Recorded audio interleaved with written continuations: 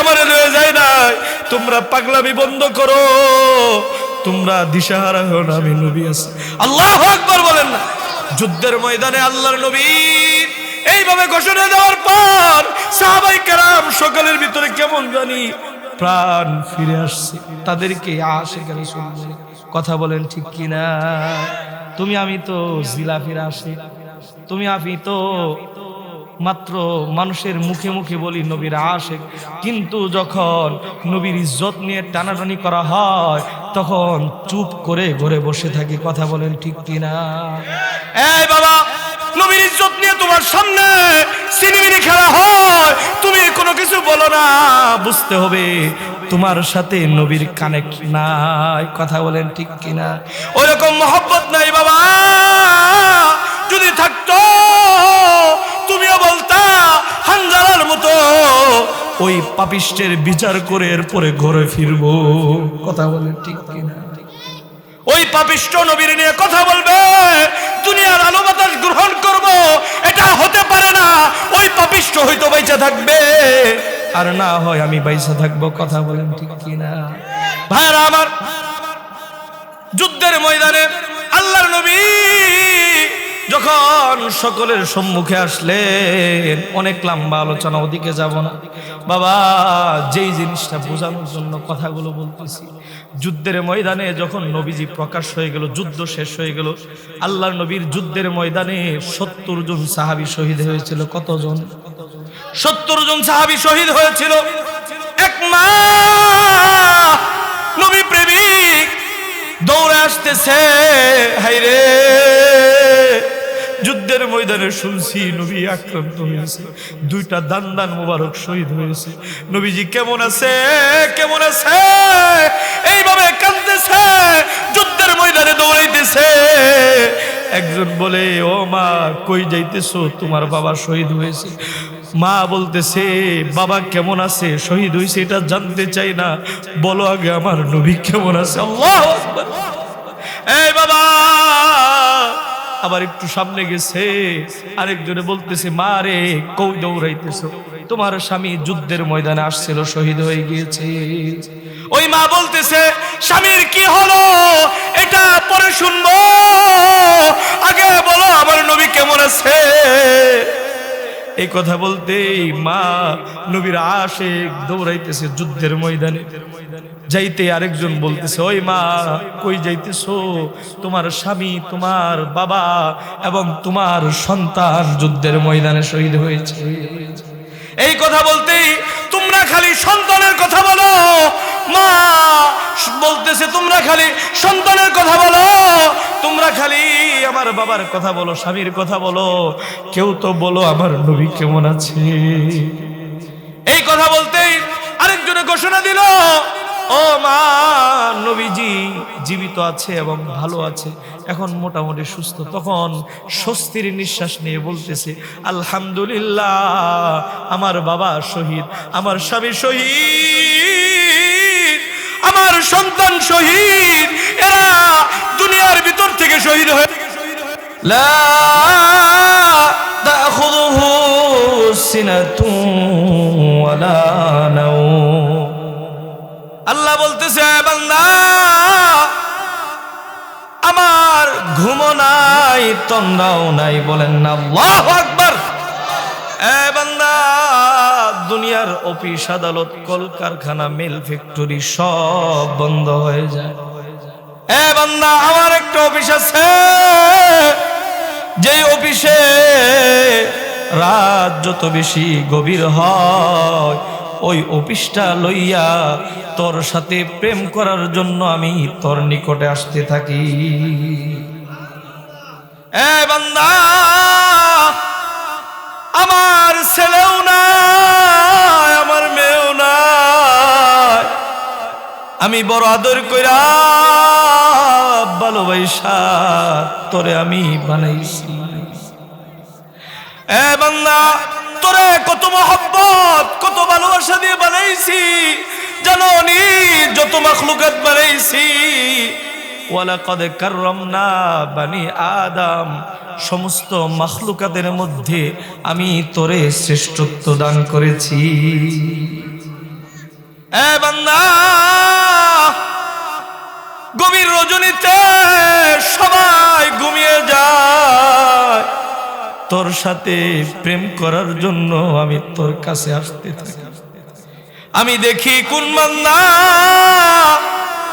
রাত গভীর হওয়ার পর আমার কাছে আইসা কুদরতি পায়ে সেজদায় পড়ে আমার সেজদা দিয়ে বলবে, সুবহানা রাব্বিয়াল আলা, সুবহানা রাব্বিয়াল আলা, সুবহানা রাব্বিয়াল আলা। এরকম বাবা, দুনিয়ার ভিতরে কিছু মানুষ আছে দুনিয়া দুনিয়া করে, আর কিছু মানুষ আছে গভীর রজনী খুঁজে যখন মাওলার পায়ে সেজদা দিতে পারে। কথা বলেন ঠিক কিনা? কিছু আল্লাহর মাহবুব বান্দা আছে, আল্লাহ কোরআনে বলেন, ওয়াল্লাযীনা আমানু আশাদ্দু হুব্বাল লিল্লাহ। এ বান্দা, তোদের মতে যারা আমাকে সবচেয়ে বেশি ভালোবাসে, তার ভিতরে দুনিয়ার কোনো মায়া মহব্বত নাই, শুধু তার অন্তরে আমার মায়া, আমার মহব্বত, আমার ভালোবাসা দিয়ে ভরপুর। আল্লাহু আকবার। দুনিয়ার ভিতরে কাজ করে মনে মনে চিন্তা করে, হাইরে যদি কাজ না থাকতো একটু মালিকের কুদরতি পায়ে সেজদা দিতাম। আছে কিনা এরকম বান্দা? এই যুবক ভাই, তুমি প্রেম করে মজা পাও গভীর রজনীতে, তুমি তোমার প্রেমিকের সাথে কথা বলে মজা পাও। আল্লাহর কিছু মাহবুব আছে, তারা মালিকের সাথে প্রেম করে মজা পায়। যারা মালিকের সাথে প্রেম করবে, যারা মালিকের সাথে ভালোবাসা দিবে, তাদেরকে মালিক বিপদের দিন ভুলবে না। ও বাবা, যারা মাহবুব বান্দা রাত গভীর হয়ে যাওয়ার পর ছেলে মেয়ে সবাই ঘুমিয়ে যায়, অফিস আদালত সব বন্ধ হয়ে যায়, সে ঠান্ডা পানি দিয়ে অজু করে নামাজে দাঁড়াইয়া মজা কইরা কোরআন তেলাওয়াত করতে থাকে। সেজদায় পইরা সুবহানা রাব্বিয়াল আলা বলতে থাকে, সুবহানা রাব্বিয়াল আলা বলতে থাকে, সুবহানা রাব্বিয়াল আলা বলতে থাকে। তখন আপনার আমার মালিক আল্লাহ তখন ডাইকা ডাইকা ফেরেশতাদেরকে বলতে থাকে, এই ফেরেশতারা সাক্ষী থাক, তোরা বলছিলি মানুষ বানাইতে নিষেধ করেছিলি, ও মালিক আমাদের সাথেই তো তুমি প্রেম করতে পারো, মানুষ বানানোর কি দরকার আছে?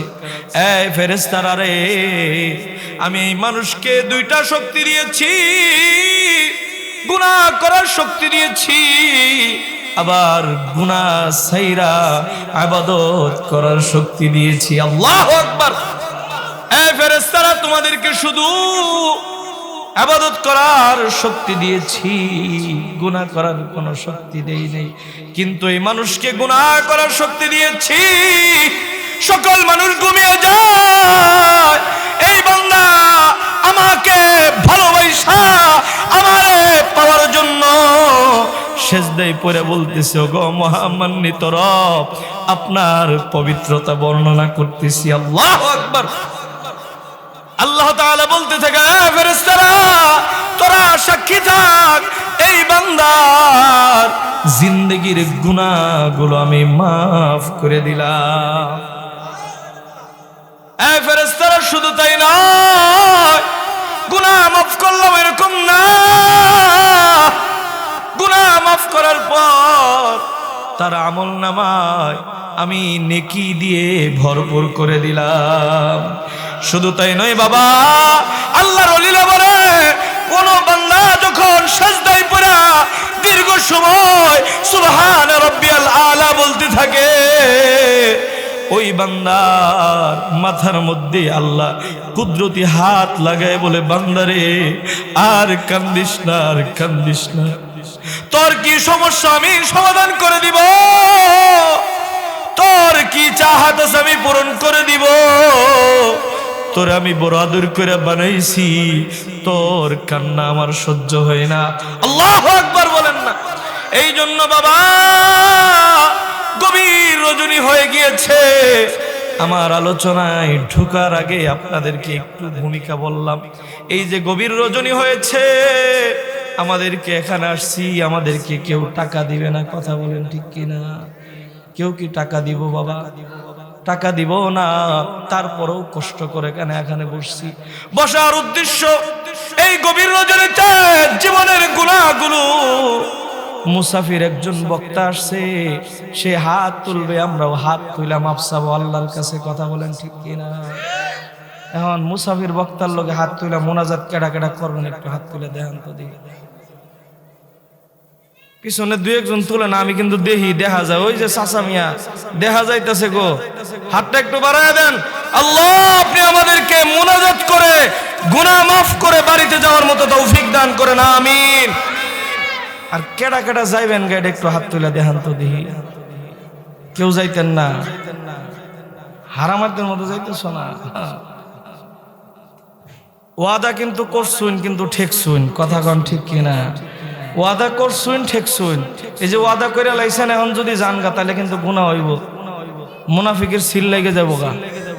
এখন কিন্তু কেউ যাওন যাইব আর হুজুর এটা কিতা করলাইন নে, আম করে ওয়াদা করাই লাইছুন।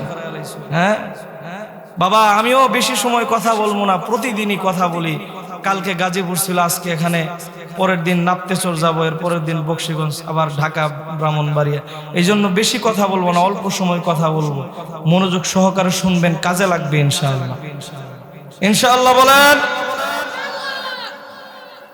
আমি আপনাদের সম্মুখে সূরা নাজিআত থেকে তেলাওয়াত করেছি এবং সূরা আনকাবুত থেকে একটি আয়াত তেলাওয়াত করেছি। মূল আলোচনা আমার এই সূরা নাজিআত, এটা নিয়ে আমার মূল আলোচনা। একটু মনোযোগ সহকারে শুনবেন, কাজে লাগবে। ভাইরা আমার, আল্লাহ তাআলা কোরআনে হাকীমের ভিতরে বলেন, ওয়া আম্মা মান খাফা মাকাম রাব্বিহি ওয়া নাহান নাফসা আনিল হাওয়া। এই বাবা, তুমি এই দুনিয়ার ভিতরে সতর্ক হয়ে চলো না। মনে রাখবা, সতর্ক হয়ে চলতেছো না, নামাজ পড়তেছো না, মনে মনে ভাবতেছো কেউ দেখে না। কে দেখে? জোরে বলেন, কে দেখে? দুনিয়ার ভিতরে সতর্ক হয়ে যদি না চলেন, মনে মনে ভাবেন কেউ আমাকে ধরে না, দেখে না। বাবা, আল্লাহ আজকে ছাড় দিয়েছে, ইন্না বাতশা রব্বিকা লাশাদীদ। আল্লাহর ধরা বড় শক্ত ধরা। আল্লাহ ছাড় দেয় কিন্তু কি করে না, ছেড়ে দেয় না। বাবা, সতর্ক হয়ে যদি না চলেন, নামাজ যদি না পড়েন, কবরে যাইবেন, দেখবেন কবরে যাওয়ার পর কি অবস্থা হয়। जैसा करेगा वैसा मिलेगा, ना माने तू करके देख। जैसा करेगा वैसा मिलेगा, ना माने तू करके देख। जन्नत भी है जहन्नम भी है, ना माने तू मर के देख। যেমন করবেন ওই রকম পাইবেন, কথা বলেন ঠিক কিনা? দুনিয়ার ভিতরে যদি মনে করেন বাবা দুনিয়ার কেউ দেখে না, কেউ কিছু বলে না, মনে রাখবেন আল্লাহ সব কিছু দেখতেছে, আল্লাহ সব কিছু ফেরেশতার মাধ্যমে নোট করে রাখতেছে। বাবা, এমন একটা সময় আসবে যখন আল্লাহ ধরবে, তখন কিন্তু আর ছাড় দিবে না। এই জন্য বাবা, এই দুনিয়ার ভিতরে মানুষকে আল্লাহ তাআলা নফস দিয়েছে। এই নফস কারোটা ভালো হয়ে গিয়েছে, কারোটা মন্দ। কোন মানুষ আছে ইবাদত করলে মজা লাগে বাবা, আবার কোন মানুষ আছে গুনাহ করলে তার মজা লাগে, আছে কিনা? যাদের ইবাদত মজা লাগে মনে রাখবেন এই নফস নিয়ে আপনি জান্নাতে যাইতে পারবেন। আর যার ইবাদত ভালো লাগে না মনে রাখবেন এই নফসকে যদি আপনি পরিশুদ্ধ না করেন বাবা, এই নফস কিন্তু আপনারে টেনে টেনে জাহান্নামে নিয়ে যাবে। ওয়ানাহান নাফসা আনিল হাওয়া। এই বাবা, এই দুনিয়ার ভিতরে কিছু মানুষ আছে যারা দুনিয়ার ভিতরে নিজেকে সতর্কতার সাথে চলায়, আছে কিনা? কিছু মানুষ আছে নিজের ছাইরা দেয়, যা মনে চায় তাই করে। আবার কিছু মানুষ আছে নিজেরে সতর্কতার সাথে চলায়, নিজেরে কন্ট্রোল করে, মনে চায় নামাজ ছেড়ে দে, কিন্তু সে বলে না না নামাজ ছাড়বো না, প্রয়োজন হয় কষ্ট হবে কিন্তু নামাজ ছাড়বো না। কথা বলেন ঠিক কিনা?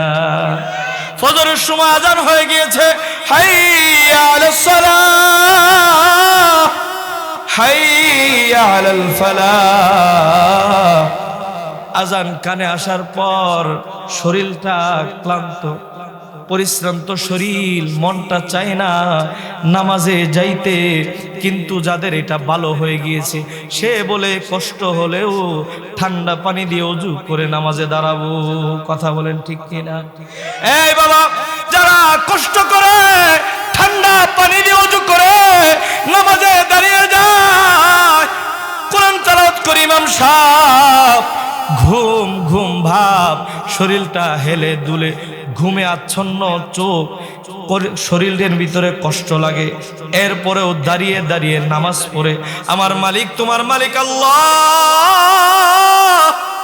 সে তখন ডেকে ডেকে ফেরেশতাদেরকে বলতে থাকে, বান্দা ও আমার ফেরেশতারা তাকে দেখ, এই বান্দা ঘুম শরীরে, চোখের ভিতরে ঘুম নিয়ে ইচ্ছা করলে পারত ঘুমাইতে, ঘুম নিয়ে নামাজে দাঁড়িয়ে ঘুমানো বাদ দিয়ে নামাজে দাঁড়িয়েছে, শরীর কাঁপতেছে। ফেরেশতা সাক্ষী থাক, আমি তার জিন্দেগির সমস্ত গুনাহ খাতা মাফ করে দিলাম, তার আমি মাহবুব বান্দা হিসেবে কবুল করে লইলাম, তার নামাজ আমি কবুল করে লইলাম। আর যেই বান্দা ঘুমায় তারে তার শরীরও লানত দেয়, আল্লাহ তার প্রতি বেজার হয়ে যায়। কথা বলেন ঠিক কিনা? এই বাবা, এই নামাজ আপনি হেলায় খেলায় নষ্ট করতেছেন, অথচ আপনার আমার নবী দু জাহানের সরকার রহমাতুল লিল আলামিন মুহাম্মাদুর রাসূলুল্লাহ জীবনের শেষ ভাগে যখন চলে যাবে বাবা, মনোযোগ দিয়ে সব কথাগুলো শুনবেন। আল্লাহর নবী চলে যাওয়ার আগে কখনো হুশ কখনো বেহুশ। আল্লাহর নবী যখন হুশ আসছে, হযরতে আয়েশা রাদিয়াল্লাহু তাআলা আনহাকে বলতেছে, এ আয়েশা, এখন কোন সময় চলে? নামাজের সময় হয়েছে নি? যদি সময় হয় আমারে লয়ে যাও, আমারে উঠাও, আমি নামাজ পড়ব। আল্লাহু আকবার বলেন। এই বাবা, তুমি সামান্য একটু অসুস্থ হইলে কত অজুহাত দেখাও, নামাজ পড়া লাগতো না। কথা কোন ঠিক কিনা? কয় কি বিবি রে, অজু করলে ঠান্ডা লেগে যাবো গা, জ্বর হয়ে যাবো গা, নামাজ লাগতো না। কথা কোন ঠিক কিনা? 5 ওয়াক্ত নামাজি হাজী সাহেব সুস্থ সামান্য হইলে মসজিদে আর দেখা যায় না। কথা বলেন ঠিক কিনা? কয় কি অসুস্থ, নামাজে আল্লাহ রুখসত দিছে, অথচ অন্যান্য কাজগুলো ভালোভাবে করতে পারে, ইবাদতে গেলে অবহেলা লাগে। কথা বলেন ঠিক কিনা? আল্লাহর নবী দু জাহানের সরকার আয়েশা রাদিয়াল্লাহু তাআলা আনহাকে বলতেছে, আয়েশা, নামাজের সময় হইছে নি?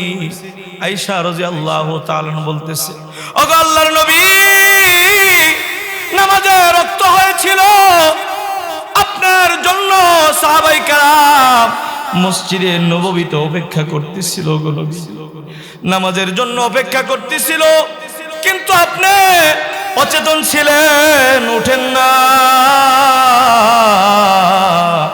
ওগো নবীজি, তখন আমার বাবার ইমামতিতে নামাজে দাঁড়িয়েছে। আল্লাহর নবী এই কথা বলতেছে আয়েশা আমার একটু লয়ে যাও, আমি নামাজের একটু দৃশ্যটা দেখতে চাই। আল্লাহু আকবার। আল্লাহর নবী আয়েশা রাদিয়াল্লাহু তাআলা আনহুর কাঁধের মধ্যে ভর করে আল্লাহর নবী হুজরার জানালার পর্দাটা একটু সরাই দিল। আল্লাহর নবী তাকায় দেখতেছে সাহাবায়ে কেরাম দলবদ্ধ হয়ে জামাতের সাথে নামাজ পড়তেছে। বলেন না আল্লাহু আকবার। এই দৃশ্য দেখে আল্লাহর নবী দু জাহানের সরকার চোখের পানিগুলো প্রথমে একটু মুস্কি হাসছিল, বাবা মুস্কি হাসি দিয়া আল্লাহর নবী চোখের পানিগুলো ছেড়ে দিয়েছে। আম্মাজান হযরতে আয়েশা রাদিয়াল্লাহু তাআলা বলতেছে, ওগো আল্লাহর নবী একটু আগে মুস্কি হাসলেন নামাজের দৃশ্য দেখা, এখন আবার কেন কাঁদতেছেন? এই কথা বলতে আল্লাহর নবী বলতেছে, আয়েশা এই নামাজকে প্রতিষ্ঠার জন্য আমি কত মাইর খাইলাম, কত রক্ত জড়াইছি আয়েশা, কত আপনজন হারাইলাম, এই ইসলামকে প্রতিষ্ঠার জন্য কত আপনজন হারাইলাম। আজকে আমি নামাজের দৃশ্য দেখলাম, আমার মনে কোনো কষ্ট নেই। আল্লাহু আকবার। আয়েশা রে আমি চলে গেলে আমার মাহবুবের কাছে যাই বলবো, ওগো মাহবুব আমার উম্মতকে আমি সারিবদ্ধ হয়ে নামাজের দৃশ্য দেখে আসছি। আল্লাহু আকবার বলেন।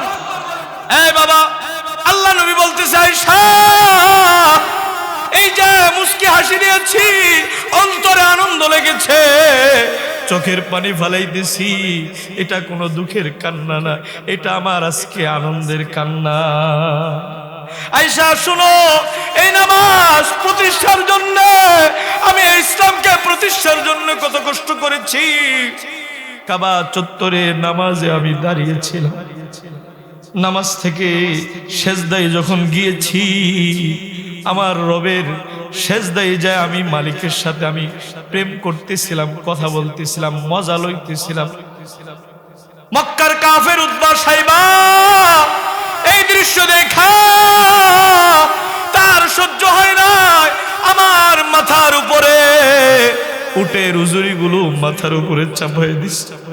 আয়েশা রে ধুম বন্ধ হয়ে যাওয়ার উপক্রম হয়েছিল। হায় রে আমার ছোট্ট কন্যা হযরতে ফাতেমা আয়েশা কান্নাকাটি কইরা চিৎকার পাইরা এই যে উটের উজুরিগুলো ছিল এগুলো সরাইছে, সরায় আমার উঠায়া আমার কন্যা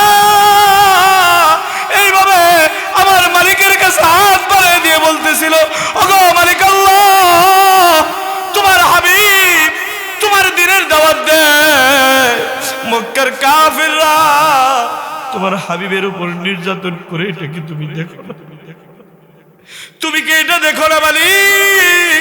তুমি তাদেরকে ধ্বংস করে দাও। ও আয়েশা সেদিন যখন আমার কন্যার কথা বলছিল, আমার কন্যারে আমি দইরা বুকের মধ্যে নিয়ে আমি বলছিলাম, মা রে তোর বাবা যদি আজকে আমিন কর পুরা মক্কার কাফেরদেরকে আল্লাহ ধ্বংস করে দিবে, কিন্তু আমি আমিন বলবো না। আয়েশা আমার মেয়েকে বলেছিলাম আমি তো রাহমাতাল লিল আলামিন, আমাকে আমার মালিক আল্লাহ শুধু উম্মতে মুহাম্মাদের জন্য রহমত বানাই নাই, পুরা সৃষ্টি জগতের জন্য আমাকে রাহমাতাল লিল আলামিন বানিয়েছে। আল্লাহু আকবার। আয়েশা আমি আমার মেয়েকে বুকে লয়ে বলছি, মা রে আমি রাহমাতাল লিল আলামিন নবী, আমি তাদের জন্য দোয়া করি আল্লাহ তাদেরকে হেদায়েত দান করুক। আল্লাহু আকবার। ও আয়েশা আমি আমার মেয়েকে বলছিলাম, মা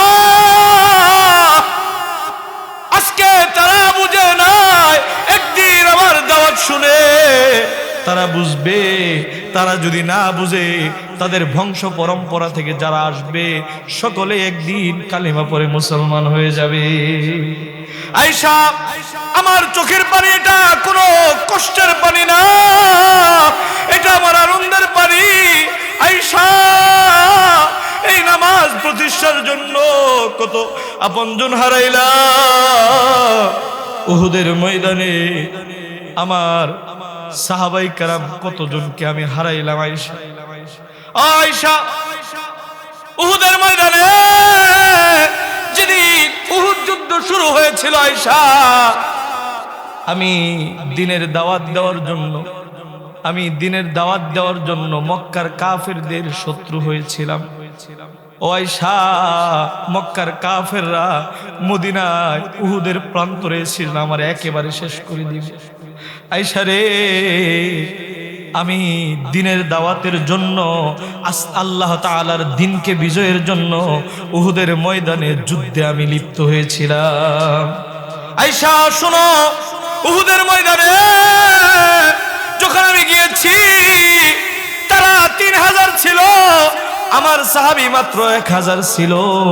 এর মধ্যে 300 মুনাফিক আলাদা হয়ে গিয়েছিল। থাকে কত বাবা? 700 মাত্র সাহাবী। উহুদের যুদ্ধে আল্লাহ প্রথম দিক দিয়ে আমারে বিজয়ী দান করেছে। সাহাবাই কেরামদেরকে বলেছিলাম, তোমরা কিন্তু সরবানা, পাথরের উপর থেকে একটা গিরি সুড়ঙ্গ পথ আছে, 50 জন সেনাবাহিনী নিযুক্ত করেছিল, এখান থেকে সরবানা, আতর্কিতভাবে হামলা আসতে পারে। আমার সাহাবীরা যখন দেখলো দাওয়া খাওয়ার পর কাফেরগুলো লেজ গুটায় পালা চলে গেছে, তারা ভাবছিল বিজয়ী হয়ে গিয়েছে। তারা একটু ছত্রভঙ্গ হয়ে যাওয়ার কারণে তারা আবার পিছন দিকে মুনাফিকের সাথে অ্যাড হয়ে পিছন দিকে ওই শুরু পাহাড়ের রাস্তা দিয়ে আবার আমাদেরকে আক্রমণ করেছে। এমন এক তরুণ যুদ্ধ শুরু হয়ে গেল আয়েশা, এমন এক যুদ্ধ শুরু হলো, আমি নবীকে কাফেররা চারো সাইডে ঘিরাও করে ফেলেছে। হায়রে সাহাবীরা, এইভাবে আমি নবীর সামনে দাঁড়াইছি। আল্লাহু আকবার বলেন না। এইভাবে আমার সামনে দাঁড়ায় সাহাবীরা বলতেছে, ইয়া রাসূলুল্লাহ, যত তীর লাগে, যত আঘাত লাগে আমাদের শরীরে লাগবে, আমাদের জীবনে এক ফোঁটা শরীরে রক্ত থাকতে আপনার শরীরে আমরা আঘাত হইতে দিব না। আল্লাহু আকবার। আল্লাহ নবীকে এইভাবে যখন ডাল হয়ে দাঁড়াইছে, 10 জন 20 জন সাহাবী সেখানেই শহীদ হয়ে গিয়েছে। হায়রে, 30 40টা 50টা 70টা তীরের আঘাত লেগেছে। সাহাবাই কেরাম ওখান থেকে সরে নাই। আল্লাহু আকবার বলেন। আল্লাহ নবী সাহাবাই কেরাম যখন প্রাচীরের মতো দাঁড়াইছে, কাফেররা কয় তীর দিয়ে হইতেছে না, পাথর ল, পাথর মার। বড় বড় পাথরগুলো লইয়া বাবা তীর দিছে, তীর বুকে লাগে, কিন্তু সাহাবাই কেরাম সরে না। কিরকম নবীর ভালোবাসা! ও বাবা, তুমিও নবীরে ভালোবাসো, সাহাবাই কেরামও নবীরে ভালোবাসছে। কথা বলেন ঠিক কিনা? আমাদের ভালোবাসা কিছু কিছু জায়গায়, আর সাহাবাই কেরামের ভালোবাসা সব জায়গায় ছিল। আল্লাহু আকবার। নবীর জন্য জীবন দিয়েছে, আর আমরা মুখে মুখে কই নবীর জন্য জীবন দিব, কিন্তু সময় এলে পিছনে যাই। কথা কন ঠিক কিনা? মুখে মুখে বলি নবীর জন্য জীবন দিব, নবীর আসে, যখন সময় আসে তখন লেজ গুড়ায় পালায়।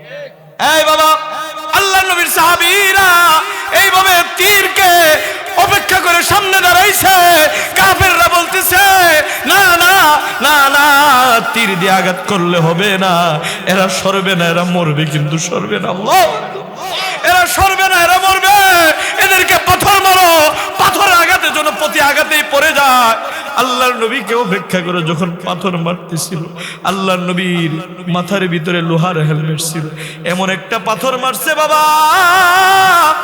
পাথরটাই এই যে মাথার উপরে যখন লাগছে, লোহার হেলমেট ভেঙে নবীজির মাথার ভিতরে ঢুকে গিয়েছে।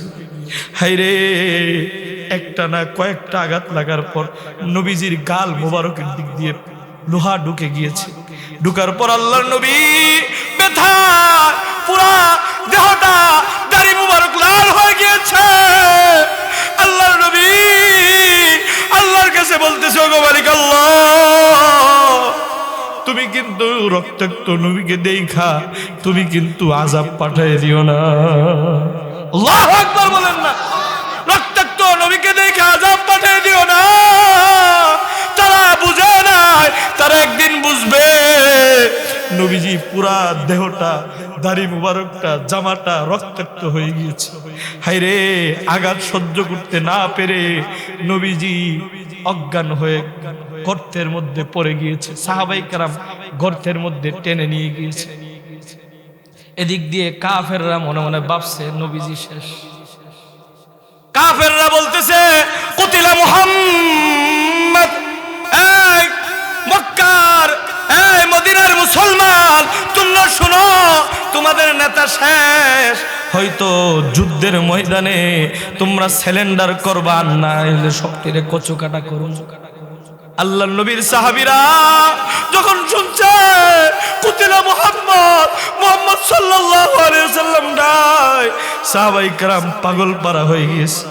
আমরা আর বেঁচে থেকে লাভ নাই। কার জন্য বাঁচবো, কার জন্য যুদ্ধ করবো, কার জন্য বাঁচবো? না না, বেঁচে থেকে লাভ নাই। এমন এক তুমুল যুদ্ধ শুরু হইল বাবা। যুদ্ধের ময়দানে মুসলমান যেদিকেই যায়, কাফের গুলোকে ওদিকেই কচু কাটা করে। আল্লাহু আকবার বলেন না।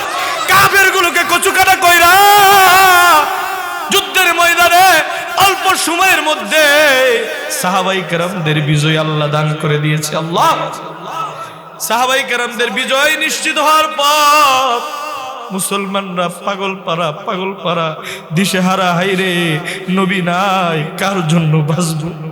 নবী নাই, কার জন্য বাঁচবো? আল্লাহ নবীর সাহাবী হযরতে হানজালা কেবল বাসুর ঘরে গিয়েছে, গোসলের দ্বারে গিয়েছে, গোসল করবে। কে যেন আয়েশা বলতেছে, হাইয়া আলাল জিহাদ। যুদ্ধের ময়দানে ডাক আসছে, চলো বীরেরা, যুদ্ধের ময়দানে চলো।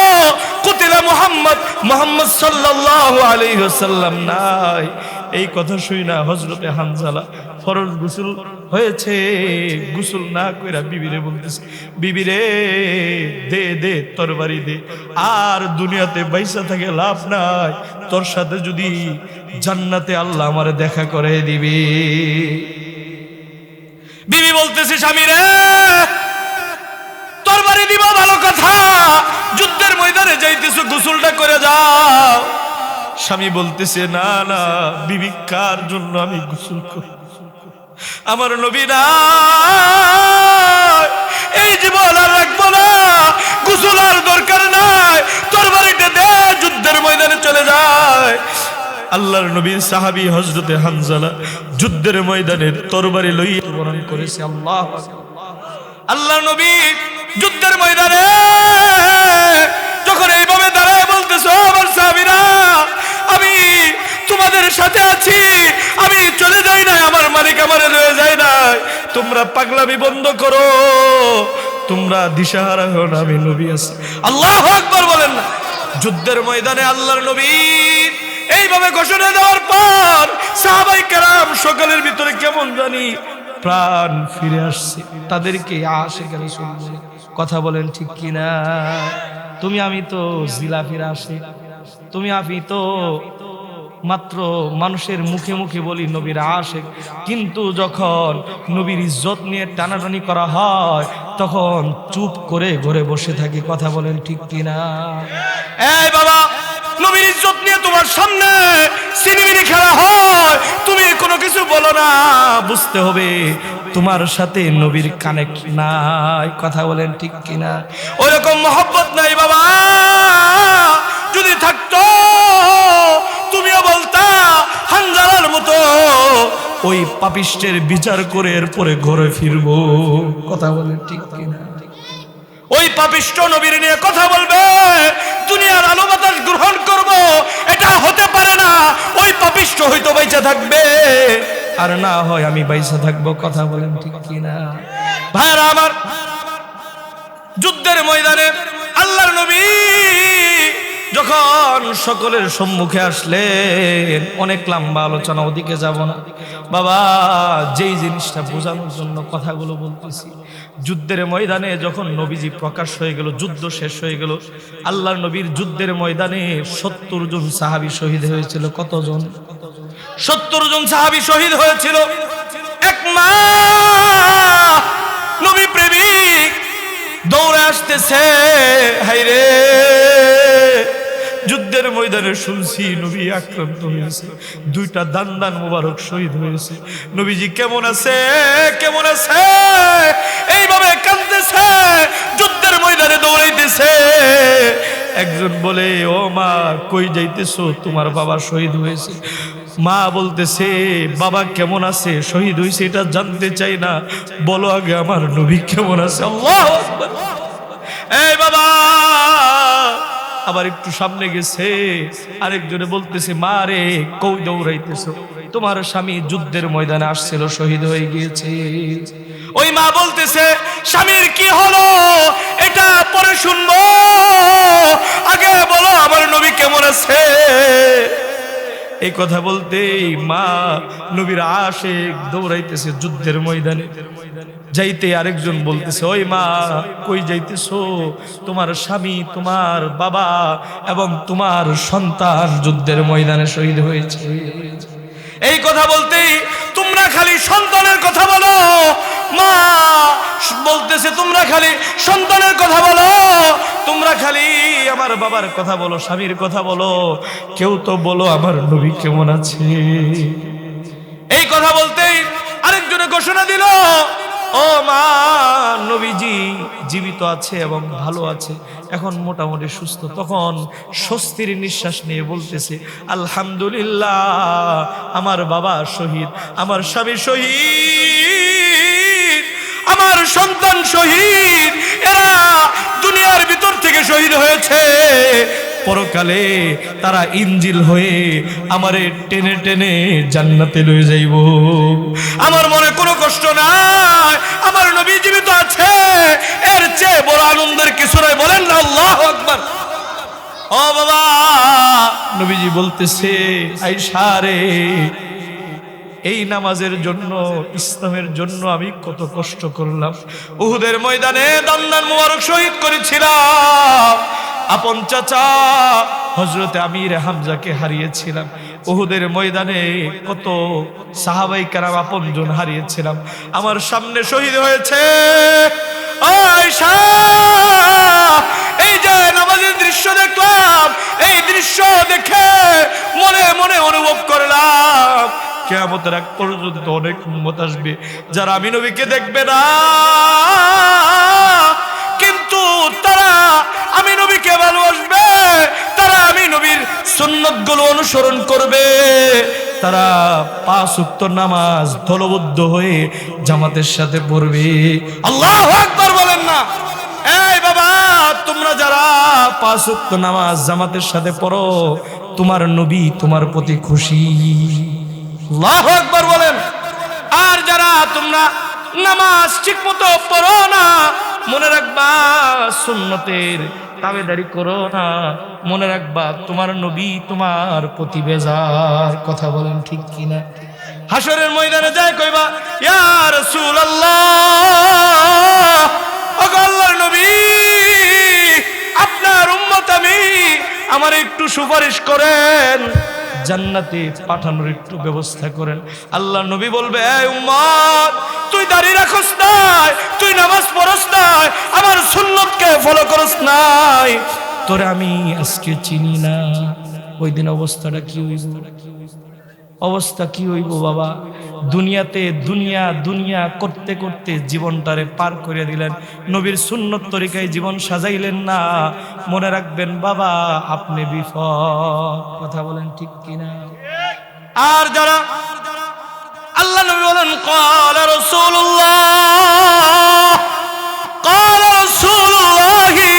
সাল্লাল্লাহু আলাইহি ওয়াসাল্লাম, মান আহাব্বা সুন্নতি ফাকাদ আহাব্বানি। কিছু মানুষ আছে যারা সব সময় সুন্নত খুঁজে, আছে কিনা? নিজের জীবনটাকে সুন্নত দিয়ে সাজায়, সুন্নত খুঁজে বাবা। এই যে মাদ্রাসার মাহফিল, এই মাদ্রাসার উস্তাদজিরা ছাত্রদেরকে সুন্নত শেখায়। কথা বলেন ঠিক কিনা? ছাত্রদেরকে দস্তরখান দিয়ে খাওয়ান শেখায়, ডান পা দিয়ে বাথরুমে, বাম পা দিয়ে বাথরুমে ঢুকতে হবে শেখায়, মসজিদে ডান পা দিয়ে দোয়া পরে ঢুকতে হবে শেখায়। কথা বলেন ঠিক কিনা?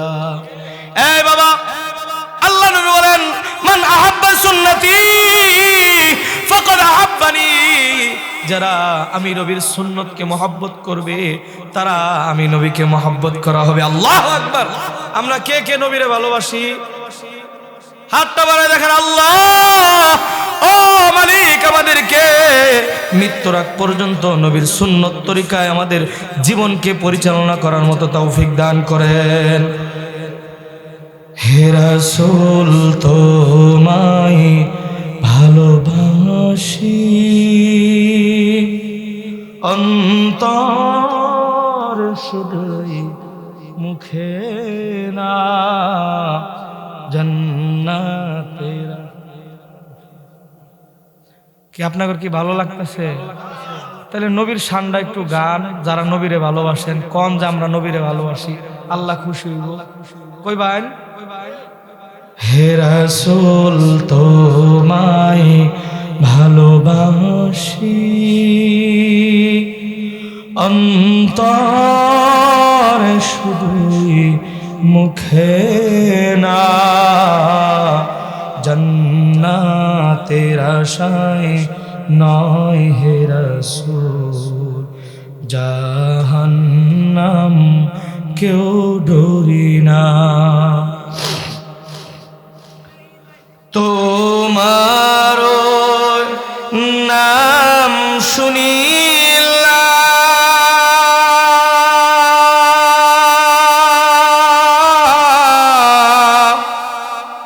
এই চোখে দেখিলাম না,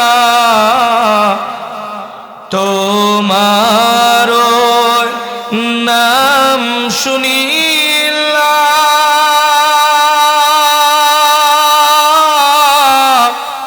এই চোখে দেখিলাম না, এই সুর যদি শুনে থাকো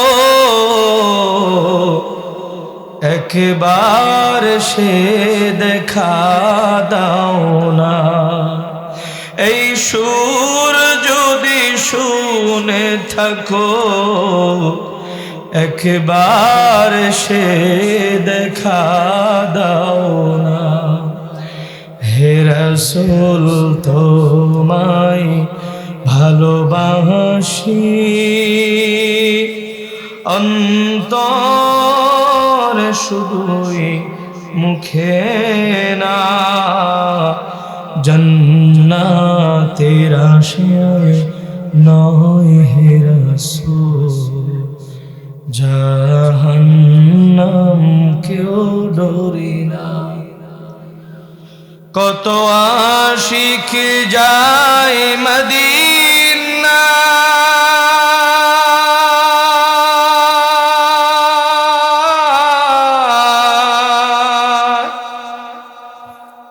তব রওজায়ে আতহার,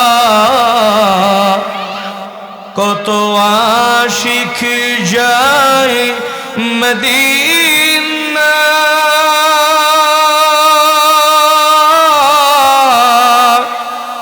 তব রওজায়ে আতহার, এই গরিবের আরজি শুনো, মুরে খাবে দেখা দেও না, এই আশিকের আরজি শুনো,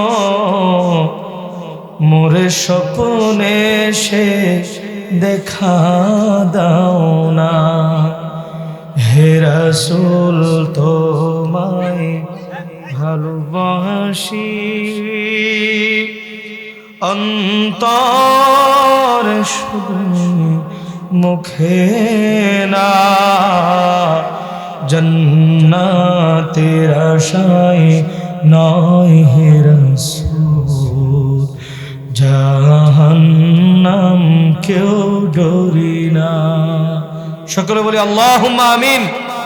ভাইরা আমার, আল্লাহ নবী বলেন ক্বালা রাসূলুল্লাহ সাল্লাল্লাহু আলাইহি ওয়াসাল্লাম, মান আহাব্বা সুন্নতি ফাকাদ আহাব্বানি ওয়া মান আহাব্বানি কানা মাই ফিল জান্নাহ। এ আমার উম্মত যারা মহব্বত করা হবে, বলেন না আল্লাহু আকবার।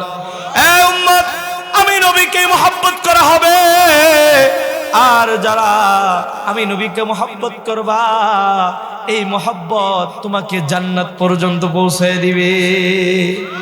এই জন্য বাবা চারটা তেলাওয়াত করছিলাম, আল্লাহ বলেন ওয়াম্মা মান খাফা মাকামা রাব্বিহি ওয়া নাহান নাফসা আনিল হাওয়া। যারা এই দুনিয়াতে নবীকে ভালোবাসে, সুন্নত তরিকায় নিজের জীবনকে সাজায়, তারা সব সময় মালিককে ভয় পেয়ে নিজের জীবনটা সতর্কতার সাথে চালায়। কথা বলেন ঠিক কিনা? নিজের জীবন সব সময় সতর্কতার সাথে চালায়, চিন্তা করে এই দুনিয়ার হাত ফুরিয়ে যাবে, একদিন কেউ থাকবে না, আমি আপনি কেউ থাকবো না, ওই দিন মালিকের কাছে যায় আমাদের হিসাব দিতে হবে। কথা বলেন ঠিক কিনা? আল্লাহর কোরআন বলেন কুল্লু নাফসিন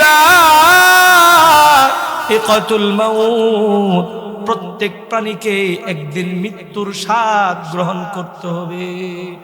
কথা বলেন ঠিক কিনা? আজকে তুমি ক্ষমতা পাইয়া তুমি অহংকার করো, এমন ধম্ব নিয়ে চলো, তোমার কারণে এলাকায় কেউ চলতে পারে না, নিজেই মানুষ অন্য কেউ মানুষ না মনে করো। মনে রাখবা বাবা, এমন একটা দিন আসবে, ওই দিন তোমাকে কবরে রাখার পর তোমার কবরে কত গরু ছাগল পায়খানা করবে, কুত্তা পায়খানা করবে, ফিরানোর কোনো মানুষ। কথা কয় না, কথা কয় না, বেজার হইলেন, দম্ভ নিয়ে অহংকার নিয়ে চলো। মনে রাখবা, একটা গরিব মানুষের যেরকম 5টা কাপড় নিয়ে, পুরুষ মানুষ 3 কাপড়, মহিলা মানুষ 5 কাপড় নিয়ে বিদায় হবে, তুমি যত বড় কোটিপতি হও তুমিও 3 কাপড়। কথা বলেন ঠিক কিনা? দুনিয়া থেকে কিছুই রয়ে যাইতে পারবা না, শুধু আমল ছাড়া। আল্লাহ বলেন সুম্মা ইলাইনা তুরজাউন। ও বান্দা, কোন দিকে যাইতেছো, কোন দিকে দৌড়াইতেছো? মনে রাখবা একদিন আমার কাছে সকলকে ফিরে আসতে হবে।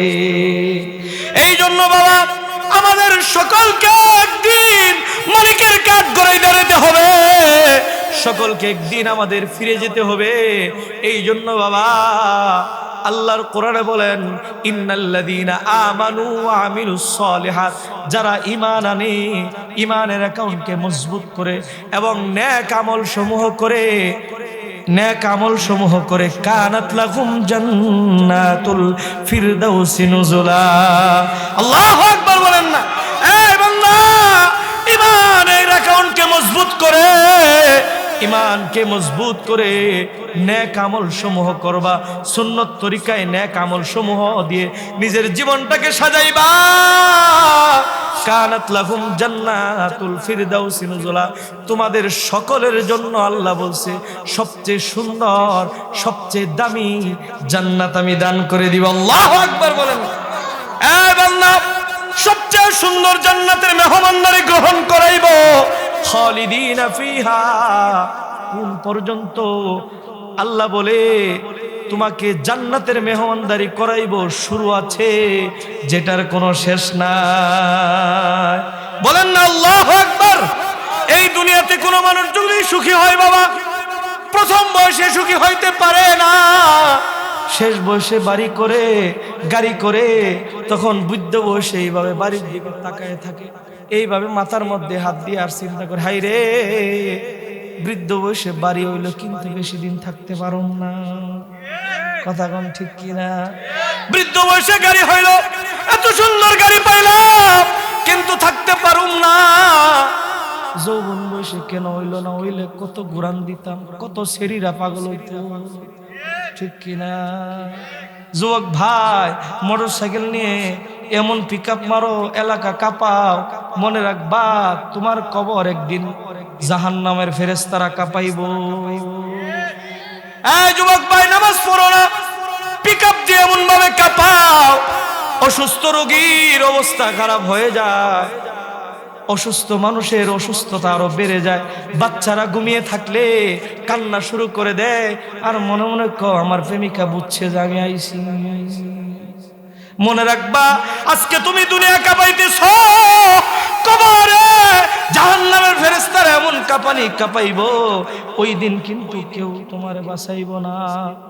গাড়ি দিয়ে আসতেছিলাম, আমাদের ড্রাইভার সাহেব কইল, হায়রে আজকে দুনিয়ার ভিতরে মানুষ বিপদে পড়লে কত মানুষ দৌড়ায় আসে, কথা বলেন ঠিক কিনা?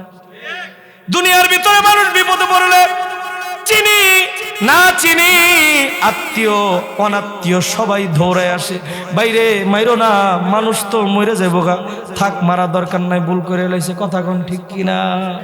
কিন্তু বাবা ওই কবর এমন এক জায়গা, বিপদে পড়বা কেউ তোমারে বাঁচাইতে আইব না, কথা কোন ঠিক কিনা? এই জন্য বাবা ওই কবরের দিকে হাঁটতেছ, কারো হায়াত 50 বছর চলে গিয়েছে, কারো হায়াত 20 বছর 30 বছর অতিক্রম হয়ে গিয়েছে। আমি আর কয়েক মিনিট মাত্র কথা বলবো, শেষ পয়েন্ট, শেষ ফিনিশিং, মনোযোগ দিয়ে শুনবেন। কইতাম নি, অনেক রাত হয়ে গেছে, জানি আপনাদের কষ্ট হইবে, আর যদি বেশি কথা কই তখন আবার ফজর নামাজ পড়বেন না। হুজুর ওয়াজ বড় টেস্ট লাগে, ওয়াজ মজা লাগে, কিন্তু ফজর লাগাস মজা লাগে না, কথা কন ঠিক কিনা? বৃদ্ধ বাবারা পরে, কিন্তু যুবক বাইরে যায় ঘুমাইবো, যদি মা আইডা কই ওয়াজ শুনে আইছি না, ফজর নামাজ না পড়লে কি তা হইব, কথা কন ঠিক কিনা? ঘুমাইবো, ঘুম থেকে উঠবো, ওই যে বাজান কইতেছে 10টায় উঠবে, কেডা কেডা 10 ভাই উঠবাই দেখাই দাও।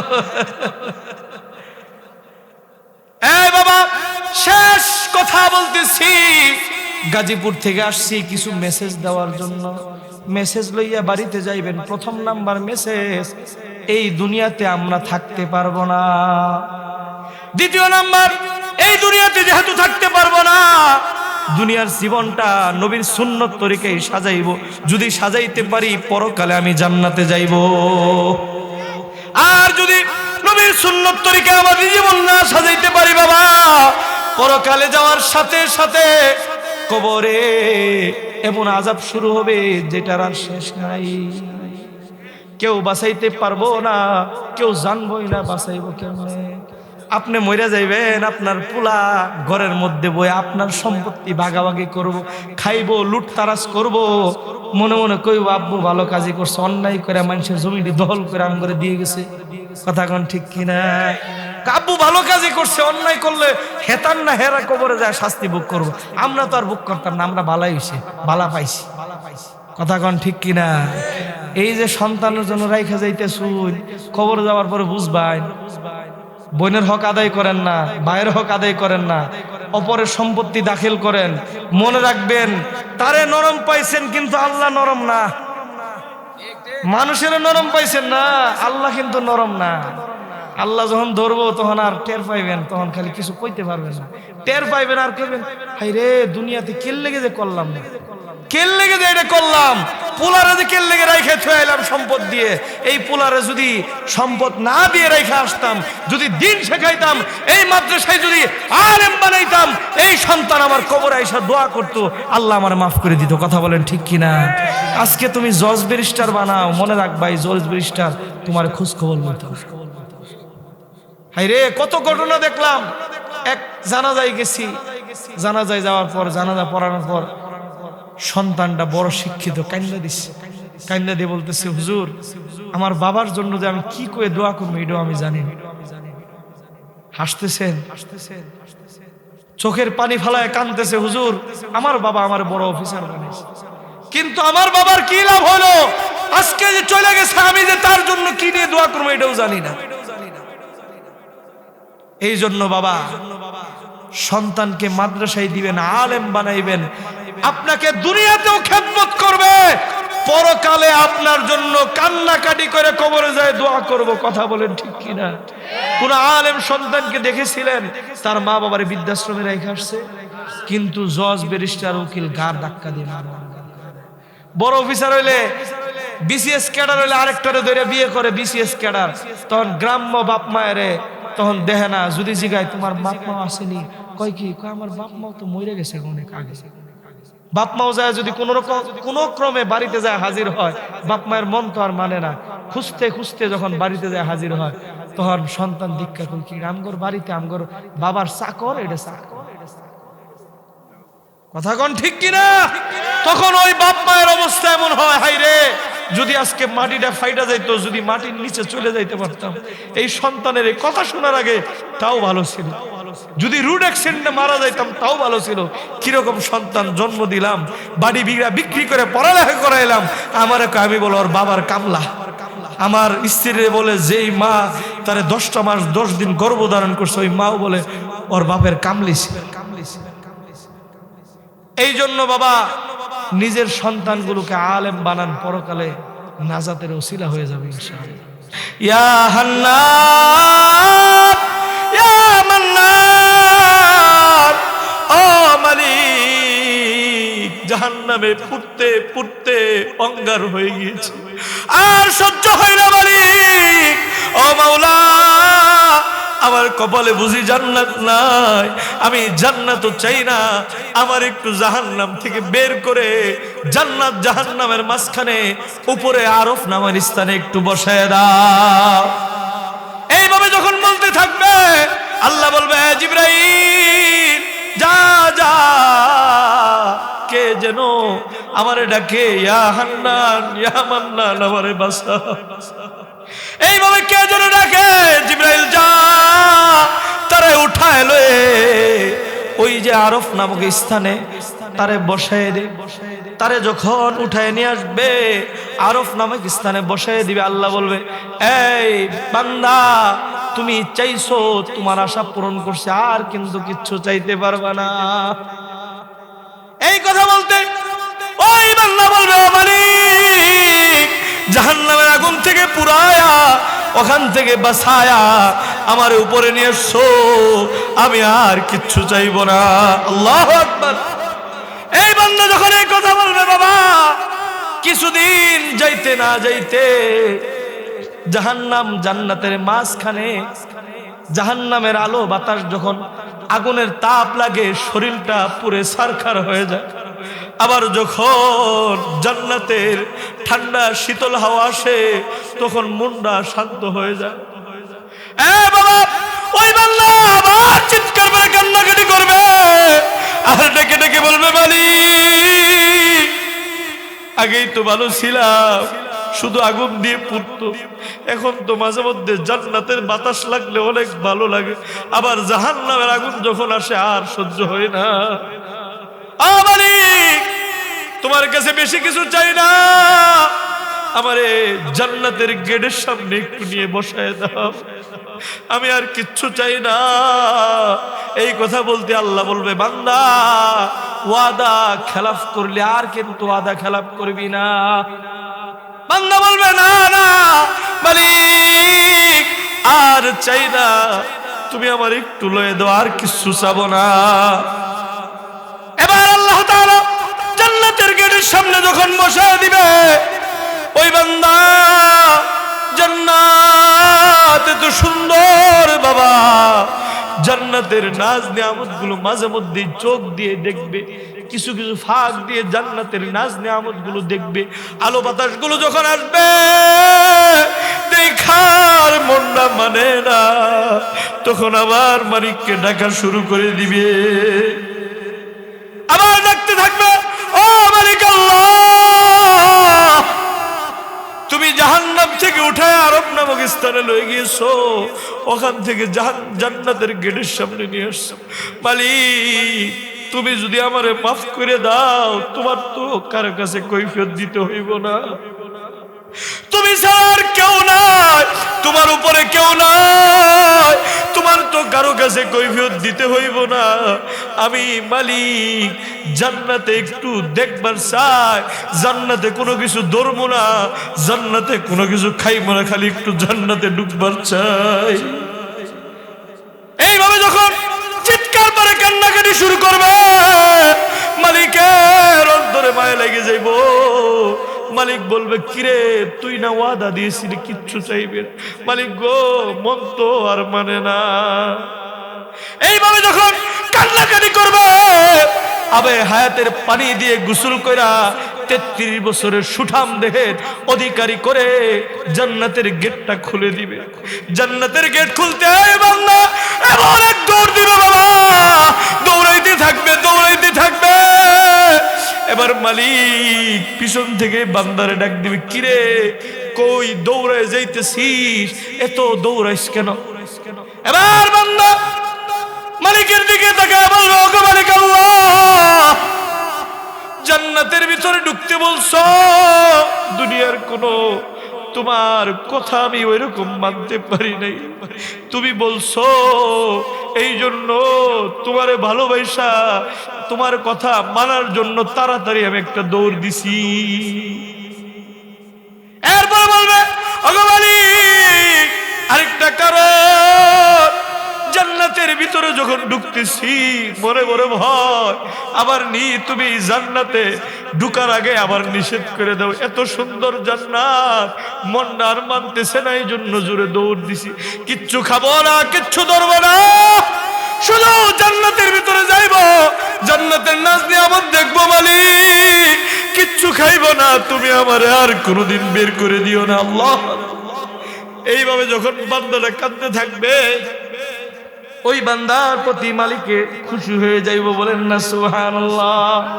এবার মালিক বলবে, এই বান্দা শুধু এই জান্নাত নয়, এই জান্নাতের মতো 10টা জান্নাত আমি তোরে লিখিত দিয়ে দিলাম। আল্লাহু আকবার বলেন না। যখন এই কথা বলবে বান্দা কাঁদবে আর বলবে, মালিক বুঝছি তুমিও আমার লগে মজা করতেছো।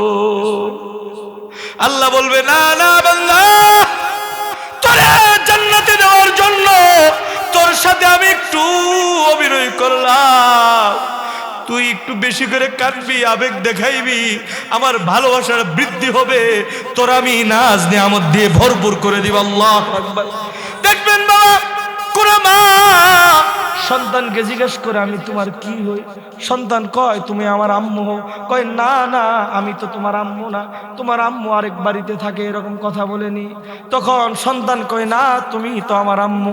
এরকম বারবার যখন বলে, সন্তান তখন কান্না করে বলে, না না তুমি তো আমার আম্মু।